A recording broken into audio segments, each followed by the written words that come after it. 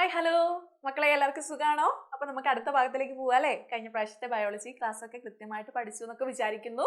ഇനി നമുക്ക് അടുത്ത ചെറിയൊരു ഭാഗത്തിലേക്ക് പോവാം. കഴിഞ്ഞ ക്ലാസ്സിൽ എന്തൊക്കെയാണെന്ന് പഠിച്ചെന്ന് ഓർമ്മയുണ്ടോ? DNA കുറിച്ചൊക്കെ പഠിച്ചിട്ടുണ്ടായിരുന്നു അല്ലേ? ക്രോമസോമിനെ കുറിച്ച് പഠിച്ചത് ഓർമ്മയുണ്ടോ? ക്രോമസോമില് 3-4 കമ്പോണൻസും 2 കമ്പോണൻസ് ഉണ്ട്. അത് ചേർന്നാൽ എങ്ങനെയൊക്കെയാണ് ക്രോമസോമിലേക്ക് എത്തുന്നതെന്നൊക്കെ നമ്മൾ പഠിച്ചിട്ടുണ്ടായിരുന്നു. അപ്പൊ നമുക്ക് ക്രോമസോമിനെ രണ്ടായിട്ട് ക്ലാസിഫൈ ചെയ്യുന്നുണ്ട്. അപ്പൊ അതിനെക്കുറിച്ചാണ് ഇന്നത്തെ ക്ലാസ്സിൽ നമ്മൾ പഠിക്കാൻ പോകുന്നത്. ഓക്കെ, ഹ്യൂമനിൽ നമുക്ക് എത്ര ക്രോമസോംസ് ഉണ്ടെന്നാണ് പഠിച്ചത്? നമുക്ക് എത്ര ക്രോമസോംസ് ഉണ്ട്? നമുക്ക് എത്ര ക്രോമസോംസ് ഉണ്ട്? 46 ക്രോമസോംസുകളാണ് നമ്മൾക്ക് ഉള്ളത് കേട്ടോ. മനുഷ്യനിൽ 46 ക്രോമസോംസ് ഉണ്ട്. അതിനെ രണ്ടായിട്ട് ക്ലാസിഫൈ ചെയ്യുന്നുണ്ട്. അപ്പോൾ രണ്ടായിട്ട് എങ്ങനെയാണ് ക്ലാസിഫൈ ചെയ്യുന്നത് നോക്കാം. ഒന്നാമത്തെ ക്ലാസിഫിക്കേഷന് പറയുന്ന പേര് somatic chromosome. Somatic chromosome.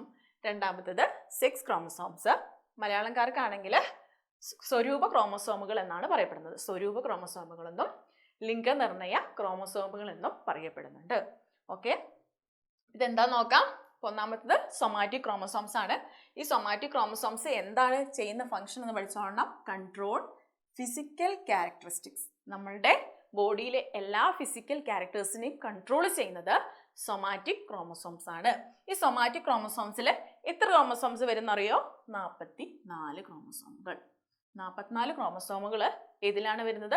Somatic ക്രോമസോമുകളിലാണ്. ഇതിന്റെ പ്രത്യേകത എന്താണെന്നറിയോ? ഈ ക്രോമസോംസിന്റെ പ്രത്യേകത കണ്ടോ, ഇതാണ് സൊമാറ്റിക് ക്രോമസോമുകൾ. എന്താ, പേഴ്സ് ആയിട്ടാണ് കാണപ്പെടുന്നത് അല്ലേ? ഒരു ആള് എങ്ങനെയാണ്, ഒരു ക്രോമസോം എങ്ങനെയാണോ കാണപ്പെടുന്നത് അതുപോലെ തന്നെയാണ് മറ്റാൾ കാണപ്പെടുന്നത് അല്ലേ? ഐഡന്റിക്കൽ ആണ്. ഓരോ ക്രോമസോംസുകളും ഐഡന്റിക്കൽ ആയിട്ടാണ് കാണപ്പെടുന്നത്, പേഴ്സ് ആയിട്ടാണ് കാണപ്പെടുന്നത്. ഒരു ക്രോമസോം എങ്ങനെയാണോ അതുപോലെ തന്നെയാണ് മറ്റു ക്രോമസോംസുകൾ ഉള്ളത്. ഇത് ഐഡന്റിക്കൽ ആണ്. ഇത് ഐഡന്റിക്കൽ ആയതുകൊണ്ട് തന്നെ ഇതിന് മറ്റൊരു പേര് പറയുന്നുണ്ട്. ഐഡന്റിക്കൽ ക്രോമസോമുകൾ ആയതുകൊണ്ട് തന്നെ ഇതിന് മറ്റൊരു പേരുണ്ട്, ഹോമോലോഗസ് ക്രോമസോമുകൾ. അപ്പോൾ ഹോമോലോഗസ് ക്രോമസോമുകൾ എന്ന് പറയുന്നുണ്ട്. മലയാളത്തിലാണെങ്കിലോ എന്താ? സമരൂപ ക്രോമസോമുകൾ. ഇത് ഒരുപോലെ കാണാൻ, രണ്ട് ക്രോമസോമുകളും ഒരുപോലെയാണ് കാണുന്നതെങ്കിൽ അതിന് പറയുന്ന പേരാണ് സമരൂപ ക്രോമസോമുകൾ എന്ന് പറയുന്നത്. ഓക്കെ, അപ്പം ഹ്യൂമൻ ക്രോമസോംസിനെ രണ്ടായിട്ട് ക്ലാസിഫൈ ചെയ്യുന്നുണ്ട്. സൊമാറ്റിക് ക്രോമസോംസും സെക്സ് ക്രോമസോംസും. അപ്പോൾ സൊമാറ്റിക് ക്രോമസോംസിന്റെ ഫംഗ്ഷൻ പഠിച്ചോളാം. കൺട്രോൾ ഫിസിക്കൽ ക്യാരക്ടറിസ്റ്റിക്സ് അല്ലേ? നമ്മൾ ഫിസിക്കൽ ക്യാരക്ടേഴ്സ് എല്ലാവരും കൺട്രോൾ ചെയ്യുന്നത് എന്താണ്? സൊമാറ്റിക് ക്രോമസോംസ് ആണ്. ദെൻ അത് ഐഡന്റിക്കൽ ആയതുകൊണ്ട് മറ്റൊരു പേര് പറയുന്നുണ്ട്, ഹോമോലോഗസ് ക്രോമസോംസ്. ഇനി രണ്ട് ക്രോമസോംസ് അവർ എത്തിയത് അല്ലേ? ഒന്ന് അമ്മയും ഒന്ന് അമ്മയിൽ നിന്നും ഒന്ന് അച്ഛനിൽ നിന്നും ഓരോ ക്രോമസോമുകൾ വീതം കിട്ടുന്നത് കൊണ്ടാണ് രണ്ട് ക്രോമസോംസ് നമുക്ക് കിട്ടുന്നത്. ഓക്കെ, അപ്പോൾ ഇത്രയും കാര്യങ്ങൾ സൊമാറ്റിക് ക്രോമസോംസ് അല്ലെങ്കിൽ സ്വരൂപ ക്രോമസോമിൽ ഓർത്ത് വെച്ചിരിക്കുക. ഇനി അടുത്ത ഭാഗത്തേക്ക് പോവാം. Sex chromosome. സെക്സ് ക്രോമസോംസ് നമുക്ക് രണ്ടെണ്ണമാണ്. എന്തിനാണ് സെക്സ് ക്രോമസോംസ് എന്നറിയോ? സെക്സ് ഡിറ്റർമിനേഷൻ, ലിംഗനിർണയത്തിനാണ് നമുക്ക് എന്ത്? ലിംഗനിർണയ ക്രോമസോമുകൾ. നമുക്ക് ലിംഗം, നമ്മുടെ ലിംഗം നിർണ്ണയിക്കാൻ വേണ്ടിയിട്ടാണ് ലിംഗനിർണയ ക്രോമസോമുകളുടെ ആവശ്യം. ദെൻ ഏതൊക്കെ ക്രോമസോം ഉണ്ടെന്നറിയോ? രണ്ട് ക്രോമസോം ഉള്ളൂ, എക്സും വൈയും. X Y. നമുക്ക് രണ്ട് സെക്സ് ക്രോമസോംസ് ആണുള്ളത്. ഏതൊക്കെയാണ്? X Y. ഈ രണ്ട് ക്രോമസോംസ് ആണ് നമ്മളുടെ സെക്സ് ഡിറ്റർമിനേഷൻ ചെയ്യുന്നത്. ഓക്കെ, ഏതൊക്കെ? എക്സ് ക്രോമസോംസും വൈ ക്രോമസോംസും. ഓക്കെ, പിന്നെ ഒരു പ്രത്യേകതയുണ്ട്. എക്സ് ക്രോമസോംസിന് വൈയേക്കാൾ വലുതായിരിക്കും. എക്സ് ക്രോമസോംസ് വൈനേക്കാൾ വലുതായിരിക്കും. എക്സ് വലിയതായിരിക്കും, വൈ ചെറുതായിരിക്കും. ക്രോമസോംസിന്റെ വലിപ്പത്തിന്റെ കേസിൽ എക്സ് എന്ന് പറയുന്നത് വലുതായിരിക്കും, വൈ എന്ന് പറയുന്നത് ചെറുതായിരിക്കും. ഇത്രയും കാര്യങ്ങൾ ഓർത്ത് വെച്ചിരിക്കുക. ക്രോമസോംസ് രണ്ടായിട്ട് ക്ലാസിഫൈ ചെയ്യുന്നതും സൊമാറ്റിക്കും സെക്സും. സൊമാറ്റിക്കിന്റെ ഫംഗ്ഷൻ പിന്നെ അതിനെ ഹോമോലോഗസ് ക്രോമസോം എന്ന് വിളിക്കുന്നതും ഓർത്ത് വെച്ചിരിക്കുക. ഇവിടെ ഏതൊക്കെ ക്രോമസോംസ് ഉണ്ട്? സെക്സിൽ നമുക്ക് എക്സും വൈയും. എക്സ് വൈനേക്കാളും വലുതായിരിക്കും. ഓക്കെ,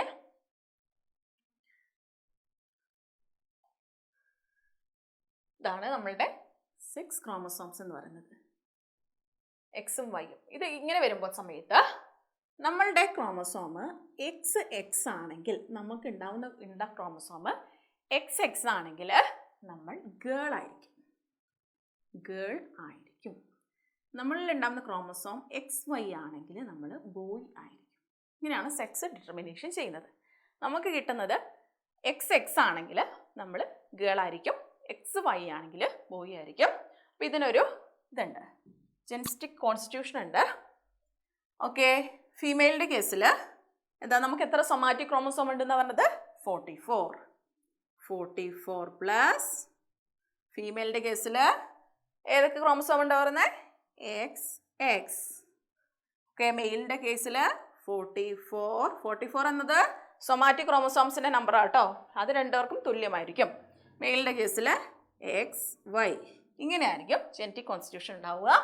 അപ്പോൾ ടോട്ടൽ നമ്പർ ക്രോമസോംസ് എത്രയാണ്? നമുക്ക് 46 തന്നെയാണ്. നമുക്ക് ടോട്ടൽ നമ്പർ ക്രോമസോംസ് 46 ആണ്. സൊമാറ്റിക് ക്രോമസോംസ് എത്ര ഉണ്ടെന്ന് പറഞ്ഞേ? 44. രണ്ടിലും 44 ആണ്.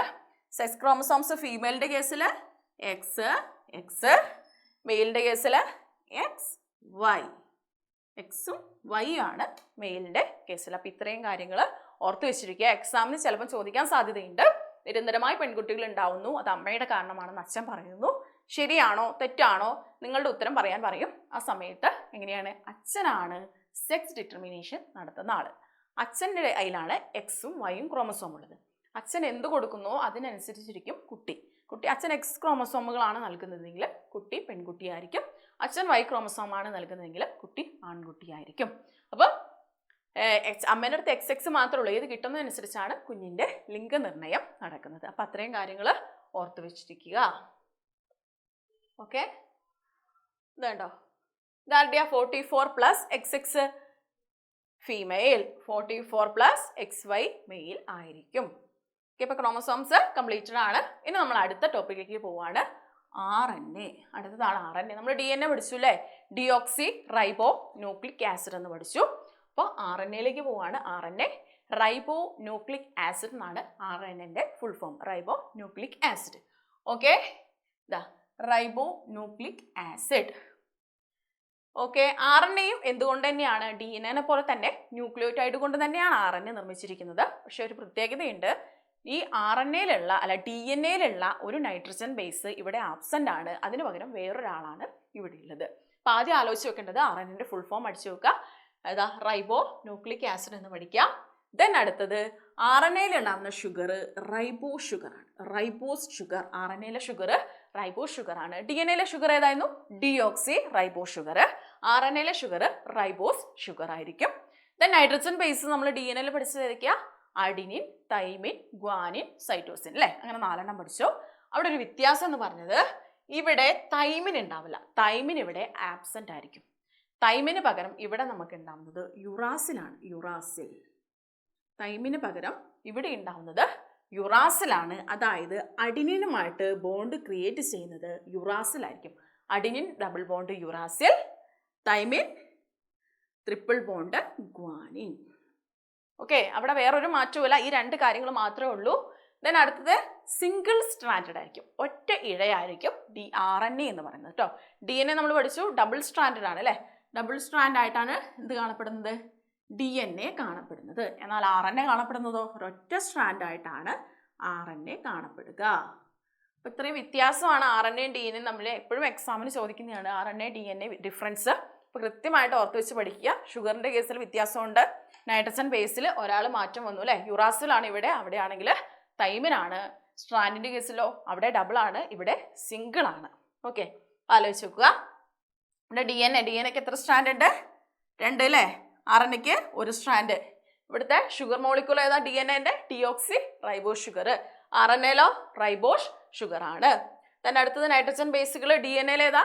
Adenine, thymine, guanine, cytosine. ഇവിടെയോ അഡിനിൻ, യുറാസിൽ, തൈമിൻ, ഗ്വാനിൻ. അത്രയും വ്യത്യാസം RNAയും DNA തമ്മിൽ ഉണ്ട്. ഓക്കെ, ഇതാ മലയാളംകാർക്ക് എന്താ റൈബോ ന്യൂക്ലിക് ആസിഡ് തന്നെയാണ് പറയുന്നത്.